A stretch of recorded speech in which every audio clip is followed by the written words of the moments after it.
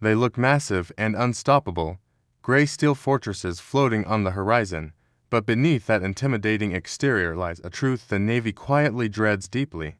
Amphibious assault ships were designed to carry Marines, helicopters, and landing craft, projecting American power ashore, but today they limp forward, older and weaker each year.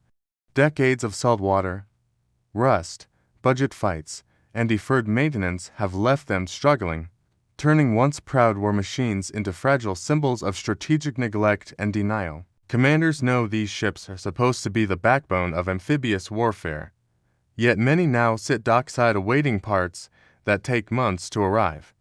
Inside Pentagon walls, reports speak plainly: propulsion failures, outdated electronics, cracks in hulls, and unreliable elevators that should move armored vehicles, but too often fail.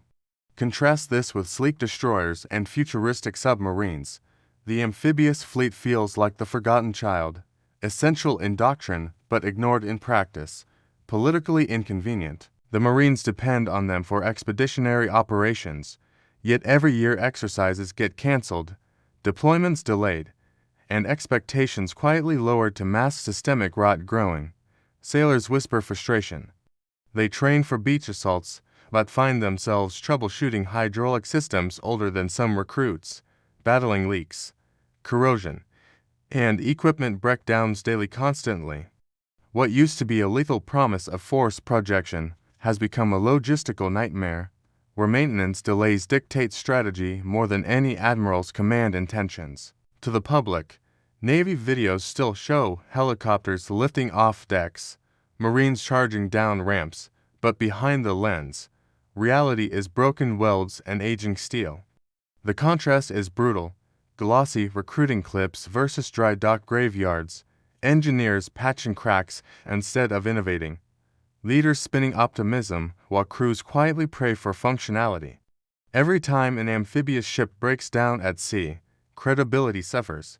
Allies watch nervously, adversaries smile, and American dominance looks more fragile than speeches claim boldly. For decades, Pentagon leaders promise modernization programs, new classes of amphibious ships, better funding, yet political gridlock and budget cuts turn those promises into empty echoes.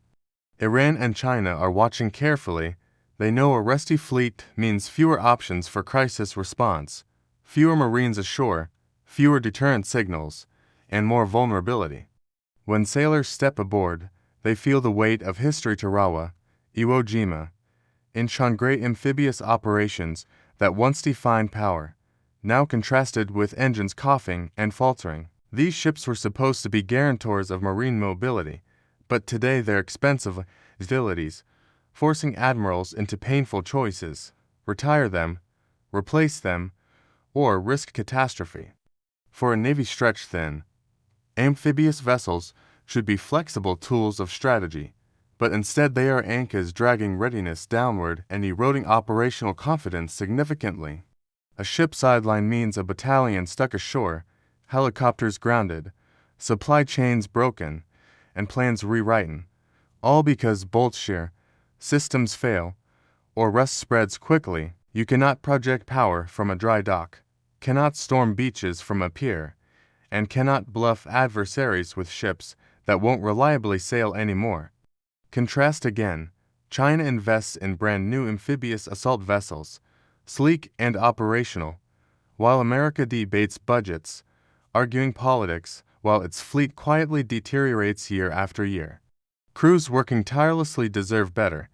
They deserve ships that can fight tomorrow's wars, not relics barely limping from yesterday's victories into today's unpredictable seas and crises. But leaders rarely admit this openly, because admitting means accepting that American naval dominance has cracks beneath the paint, cracks adversaries would gladly exploit mercilessly without hesitation. So the truth is buried in technical reports, spoken in hallways, whispered during maintenance checks. The amphibious fleet is failing, and nobody admits it publicly. This opening section reveals not just rust and machinery, but a deeper institutional denial, a dangerous blindness that risks lives and undermines American credibility dramatically everywhere. Every admiral knows amphibious assault ships are irreplaceable, yet they stand before Congress spinning half-truths, balancing optimism with fear, protecting budgets instead of sailors risking lives. The Marine Corps argues loudly that without these vessels, their expeditionary mission collapses, but too often their warnings are dismissed as exaggerated, politically inconvenient noise. Behind closed doors, shipbuilders admit repair backlogs grow uncontrollably, skilled welders are scarce, and modernization programs stumble because of bureaucratic delays, corporate lobbying, and shifting congressional funding. Every delay compounds risk: engines offline for months, spare parts scavenged from decommissioned ships, training exercises canceled, Marines left landlocked instead of honing amphibious warfighting doctrine. The consequences are not abstract, they are operational, strategic, even psychological, eroding the faith Marines and sailors once had in steel decks beneath their boots. A fleet designed for bold offensives now hides weakness, forcing admirals to gamble, deploy fragile ships hoping for luck, or admit publicly that readiness no longer exists. History shows amphibious operations turn wars D-Day. Incheon, Falklands, but history also teaches fragility. Ships failing under fire mean disaster, and today's fleet might not survive real combat. Contrast again with America's adversaries. China churns out modern ships at record speed. Iran experiments with asymmetric tactics, while America patchworks rusting hulls and outdated electronics. The Pentagon insists America's dominance is unquestionable, but dominance requires credible tools, not floating shillelaghs that embarrass sailors who know the truth every day aboard. Troops ask hard questions. How can they storm hostile beaches when elevators jam, engines overheat, and combat systems flicker, leaving them vulnerable before even landing ashore? When allies witness these breakdowns during joint exercises, their confidence wavers, creating cracks in coalitions, opportunities for adversaries to exploit divisions, and erosion of America's strategic credibility. Every breakdown becomes propaganda.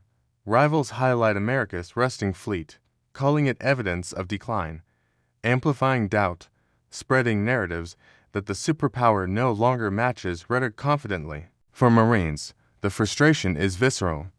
They train tirelessly, yet without reliable ships, their mission becomes theory, their readiness trapped in binders rather than practiced reality. Imagine a crisis in the South China Sea, where days matter. If America's amphibious ships cannot sail, deterrence collapses, allies feel abandoned, adversaries see openings. Such scenarios reveal the stakes.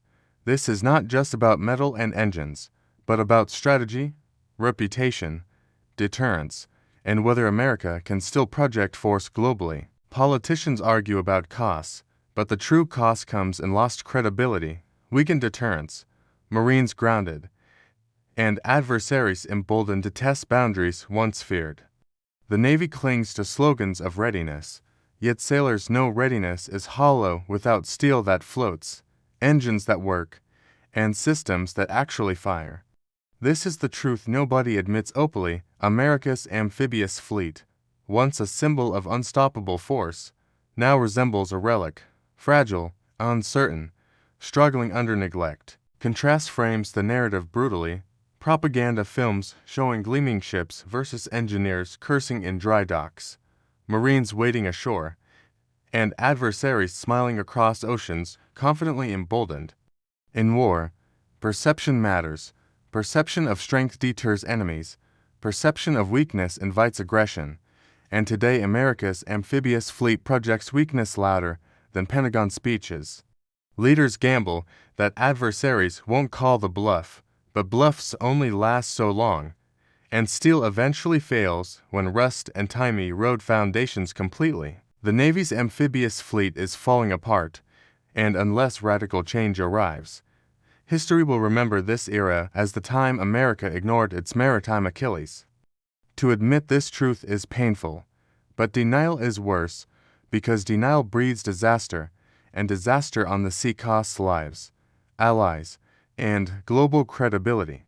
When the world looks for American resolve tomorrow, the question won't be about speeches, it will be whether rusting ships can even sail toward the fight.